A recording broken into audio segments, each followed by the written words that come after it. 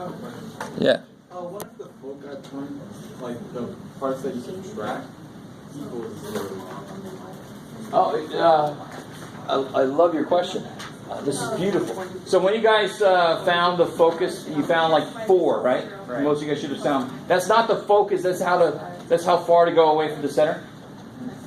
The only way a squared minus b squared could be 0 is if a squared and b squared were the same, and then it would be a circle. So how far from the center would the foci be for a circle? 0. They're on the center. Oh, you're awesome, because that's a beautiful way to say what I just said earlier, just more mathematically. All right. You look at that. Of course I'm awesome. What are you talking about? All right. Color, let's see. Is this the right one? No.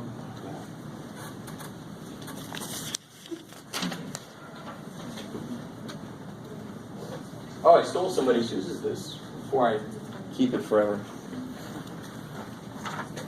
All right. So this first little dude, holy crap! Now it's doing it right. First thing I do, the reason I gave some room beneath is I say, all right, so this is 3 squared, this is 5 squared, yay. So the type here, since it's a plus in the middle, and since these are different numbers, it must be an ellipse. So the coefficients of the x squared and y squared are different, so it's an ellipse. The length on the x-axis, I look at the x variable, and there's a 3. So you can say it's 3 in both directions, right? So the total length would be 6. Does that sort of make sense? So, but if you say 3, I'm fine with it. In fact, this is what's called the, well, it's not that yet. It's the semi-minor axis length. Oh my God. So you put 3, I know. If you put 3 negative, so you'd be 5? Yes. If I ask that kind of question, you can say it goes up and down 3 from the center. Or left and right 3 from the center. How about on the y-axis? 5, because that's the number that's with the y. I mean, you just can't make that better. And the center, 0, 0, because there's nothing plus or minus in the x's, so it stays at 0, 0. Now the foci, I do c squared equals bigger denominator minus smaller denominator. So I get c squared is 16, so I get c is 4. All right, let me stop there for a second. Okay. Well, 4 in both directions. Yeah, good point. These are lengths, so I would never really say negative. I throw that out on the way. But technically, you're right. When you take a square root, it should be plus or minus. But we just throw out the negative because these are lengths. I like it, maybe. You guys are like, whatever gets you through. You can put the minus up there. Oh, I did, didn't I? Oh, well, too bad for me. All right. Oh, that's when you're doing it. I'll show you. All right. Center 0, 0. I go up how much? 3. Oh, no. 5. 5. And then I put an actual dot there because this is on the ellipse. These are called the vertices of the ellipse. Which kind of makes sense. It's sort of related to... What's up? How are we doing? Oh, you want to see it? All right. You know, with the vertex on the parabola is sort of like... The parabola looks like it's trying to be an ellipse, and then it just goes, oh, shit. Right? So we call this a vertex. But now an ellipse is like, oh, I did it again. So we call both of these vertices. They're both a vertex. So when they say find the vertices of the ellipse, that's the points that are on the longer axis. All right, how we doing? So there's always terminology to go with the new stuff we're learning.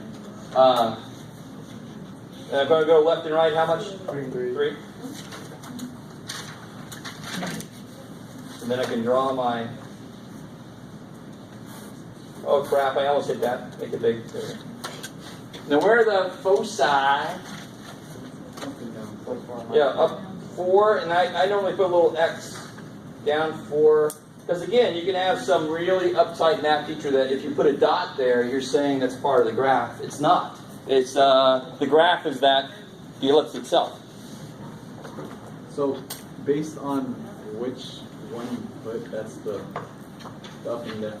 That's where the foci would be. Since we put y. The longer axis is where the foci go. I like it.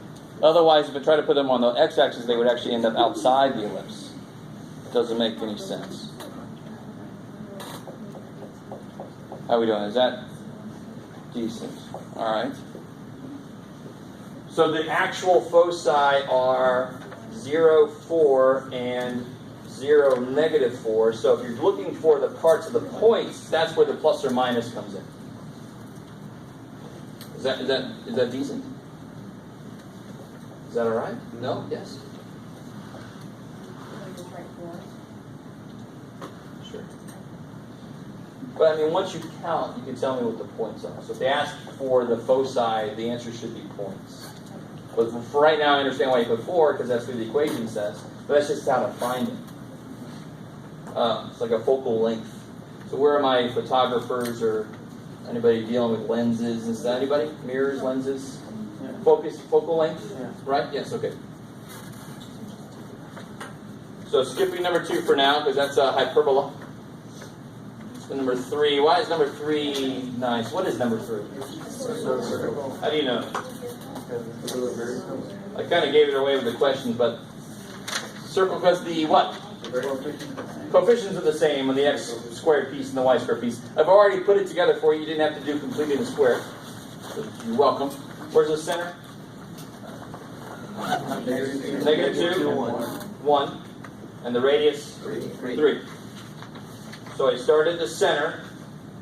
Negative 2, 1. Put a little open circle there. And then I go from there, I go up and down and left and right.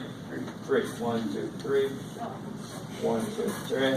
1, 2, 3. 1, 2, 3. How can you check your work, do you think? Do it in decimals. No, what point is this? 1, 1. 1, 1. So what should happen? Should make this true when I put 1, 1 in, does it? 1 plus 2 is 3. 3 squared plus 1 minus 1 is 0. 3 squared is 9, check. Yay. So how do you always check something you graph? Take a point from what you just graphed and make sure it works in the equation. That's the whole idea. Algebra to graph. That's the connection. So now you just do your best. I've set the bar very low for you. You're welcome. Oh, crap. All right. My circle has the bumps. That's correct.